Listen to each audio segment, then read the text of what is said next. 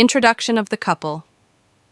The morning sun pours through gauzy curtains, casting a soft golden hue across a modest, cozy apartment.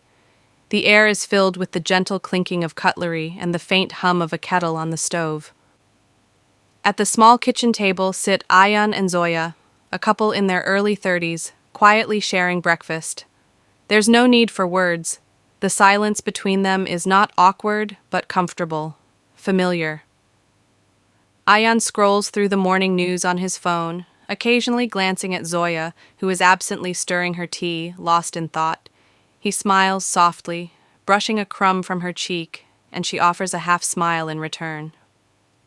There's an ease in their rhythm, the way they move around each other in the small space, the way they fill in each other's sentences, or reach for the same coffee mug at the same time. Pictures on the wall tell stories of shared adventures, a road trip through the mountains, a seaside sunset, birthdays, and lazy Sunday mornings. To the world, and even to themselves, they appear content, two people who have built a life side by side. But beneath this calm surface is a silence not born of comfort, but of restraint. There is something unspoken hanging in the air, a truth long buried, gently knocking on the walls of their routine. They seem happy, but sometimes even the happiest moments can hide the heaviest secrets, and this morning the weight of that secret feels a little closer to the surface. Setting the mood.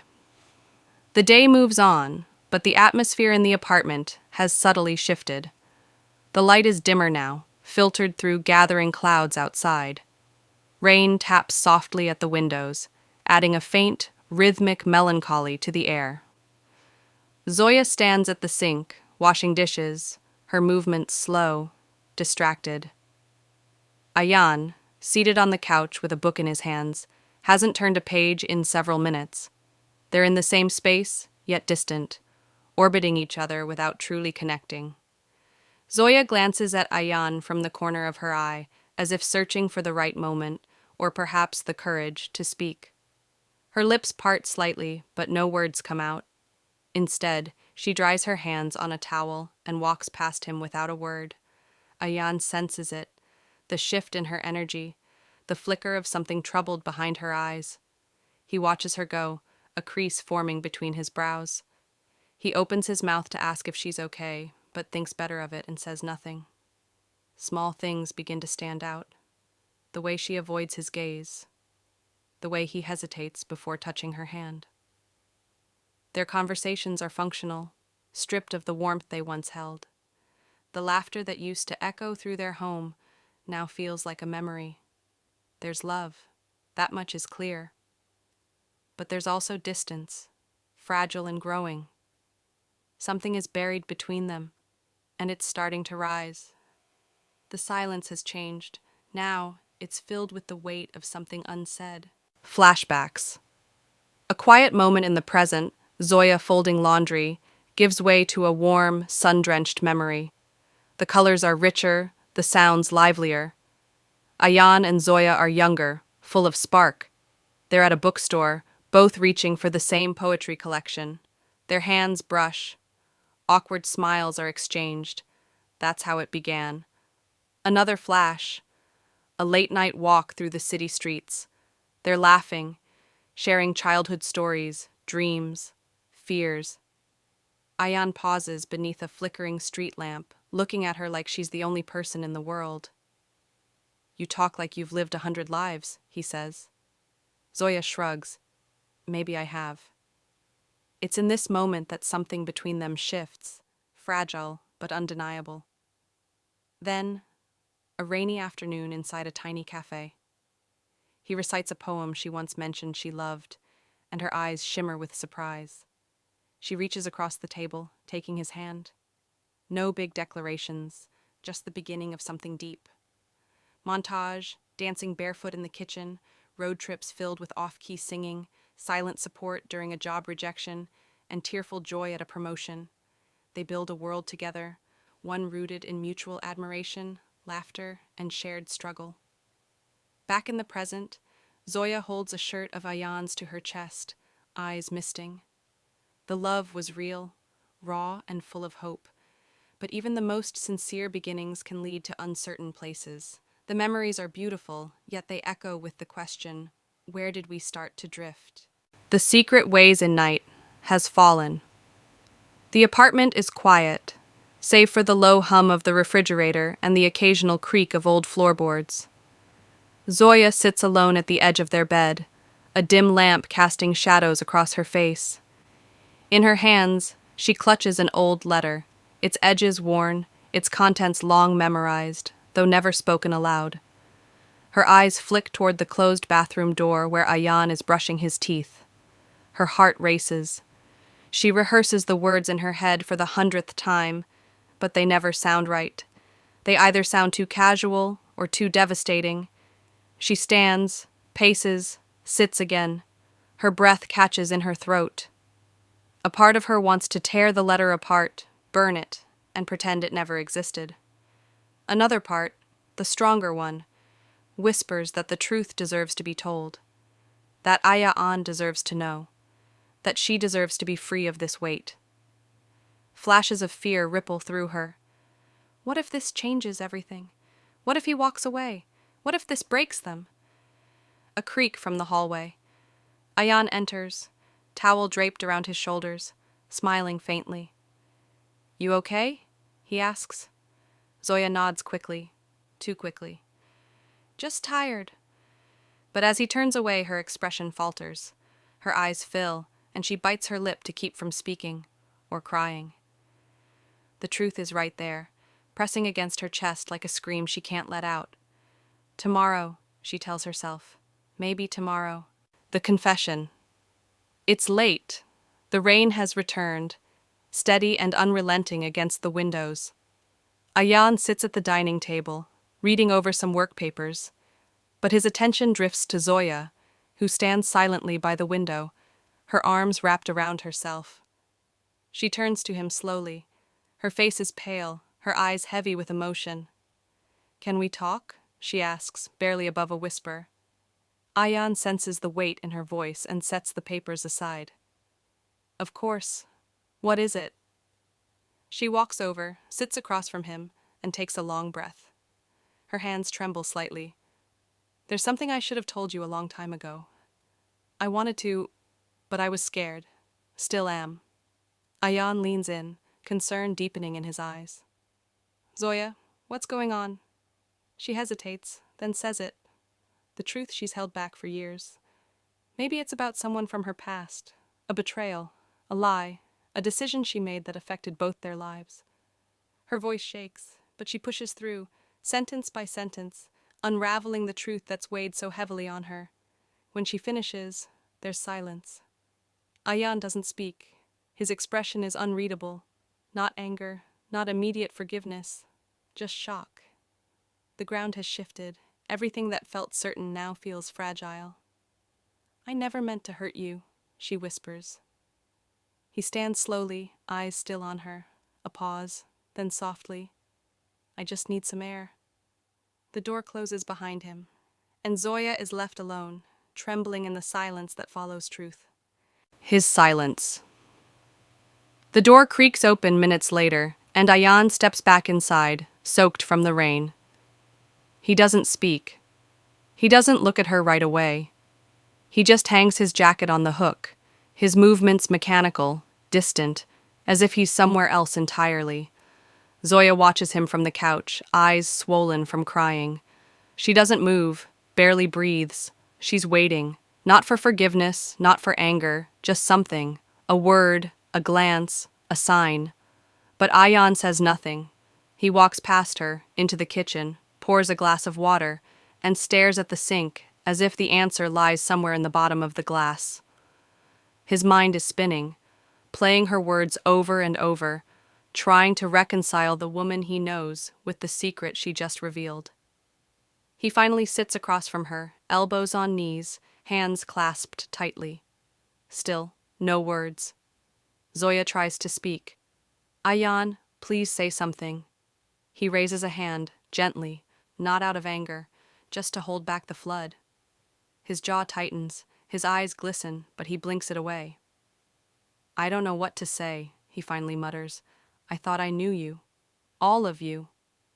You do, she says quickly, tears spilling again. You still do. He looks at her then, really looks, and the pain in his eyes is more cutting than anger could ever be. The room falls into silence once more. But now it's not just the truth between them, it's the aftermath. The emotional conflict. The silence stretches too long, it becomes unbearable. Ayan finally stands, pacing the room.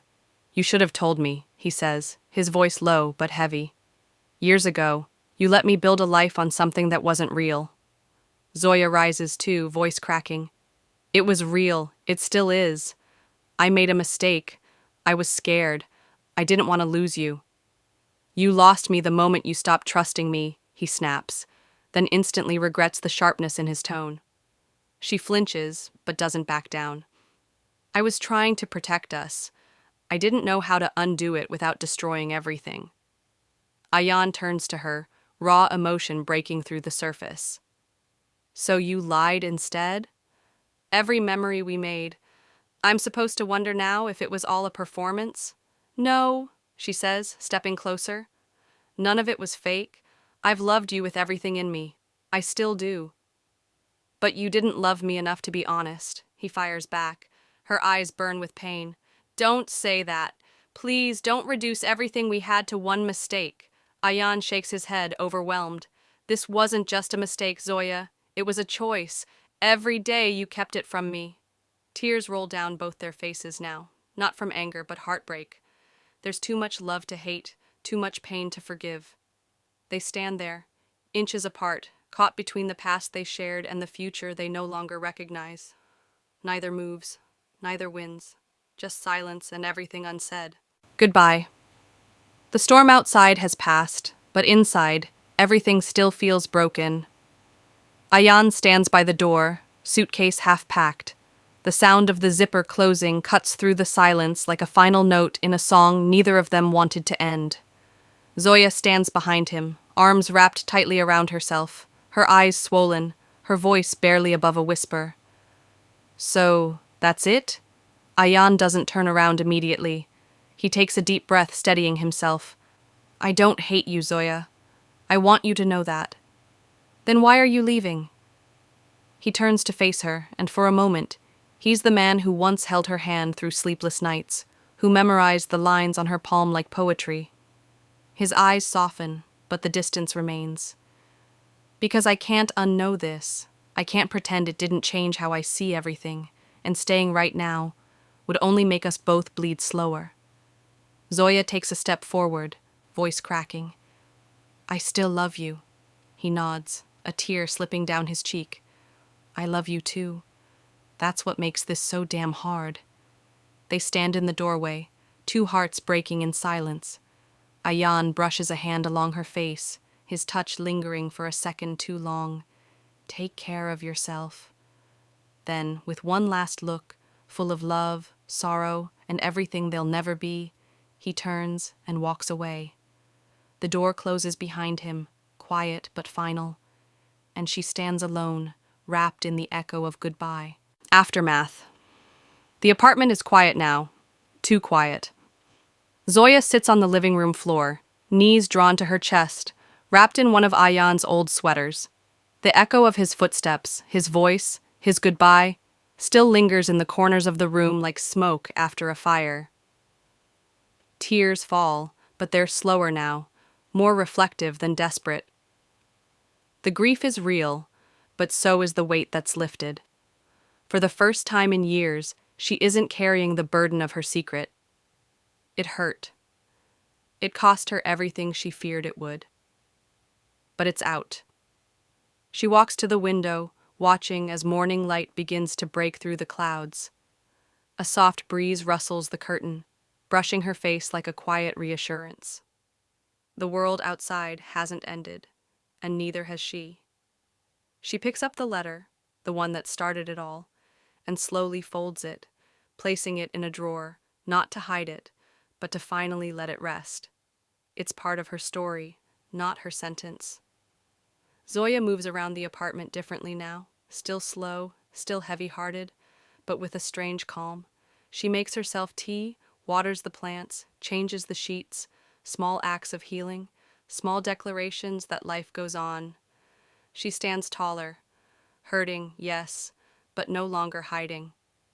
In the silence, she breathes deeply for the first time in years. She told the truth, and she survived it. Final message. The scene fades to Zoya sitting by the window, the soft morning light bathing her in warmth. Her eyes are steady, no longer clouded by doubt or fear. She gazes out at the world, uncertain, fragile, but alive. A voiceover begins, gentle yet resolute.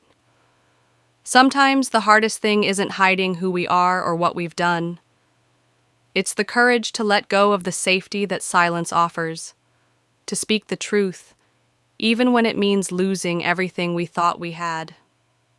The camera lingers on her hands, relaxed now, no longer clenched tight with worry. Truth has a cost.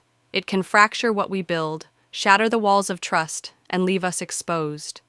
But it also frees us from the weight of secrets that steal our peace, frees us to be seen, to be real. She breathes in deeply, a small, hopeful smile touching her lips. In the end, love, real love, isn't just about holding on. Sometimes it's about knowing when to let go, to accept the pain, the loss, the unknown, because living in truth is the only way to live fully. The scene fades out slowly, leaving behind a quiet stillness. A final line appears on the screen.